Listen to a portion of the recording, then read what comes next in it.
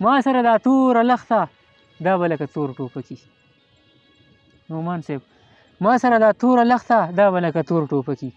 کوم نن سبا کوم حالات دي کمې دماکي کېږي ملګرو په دې باندې علم خان صاحب ډېر ښکلی اشعار او ډېر مطلب لکه هغه آزاد نظم دې نظم کې علم خان صاحب چې کوم دی د ماحول او د معاشرې هغه ټوله عکاسي کړې ده لکه مونږ چې وایو سمندري په کوزه کې راون کړل. ځکه چې ماشومان چې نن سبا لوبې کوي که نه لکه د ماشوم مخکې یو کار وشي نو هغه بیا سبا له هغه کوي. بلکل مخکې به چې زمونږ په مخکې به مشرانو لکه یوه به وکړه پټۍ به وکړه نو مونږ به رالو بوتلې به مونږ دوه دا کړې هغه به له پاسه پې ډکې وتړه او مونږ به وي دا یوه ده مونږ پټۍ کرو. بلکل او داسې نور قسمه چې د ماشومانو په څه مخکې څه وشي لکه مثال ارتغل ډرامه ده نو هر ماشوم اوس هغه توره او ته لوړې سیټ اچولی نو دا زموږ ماشومان دي د هغو ذهن سازي په دغه.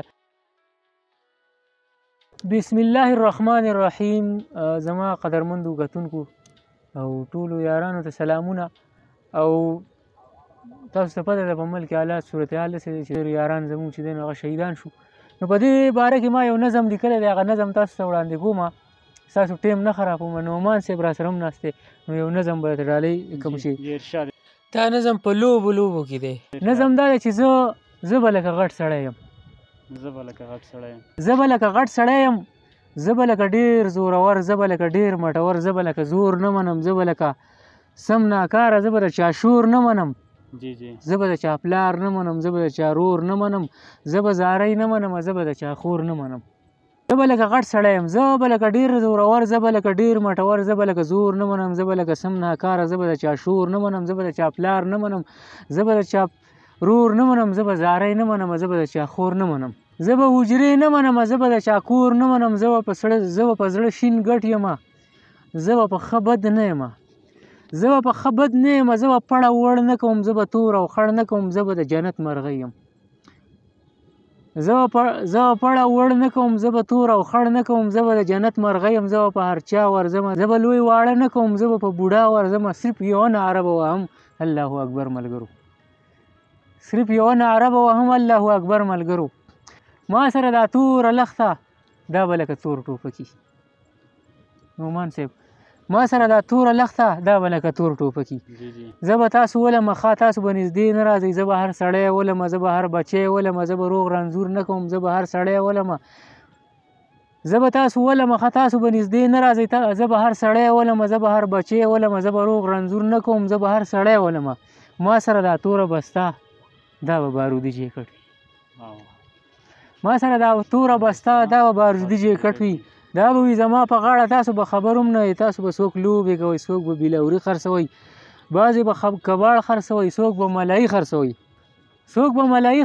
څوک به پټپټونې کوئ. څوک به چندروګانې کوئ. بعضې به ګپ شپ لګوئ. څوک به خنداګانې کوئ. تاسو به خبر هم نه یې. زه به ناڅاپي راشم. زه به سمدستي راشم. ناڅاپه یو درز به وشي لویه دماکه به وشي. تاسو به خبر هم نه یې. زه به ناڅاپي راشم. زه به سمدستي راشم. ناڅاپه یو درز به وشي لویه دماکه به وشي. زه به ځان فدا کړم لویه کارنامه به وشي. بعضې به په ټک مړه شي. بعضې به ړانده کاڼه شي. څوک به بیخي پاتې نه شي. د چا به سر او خپه میلاو شي. د چا به پین منګز میلاو شي او د چا به آینه میلاو شي.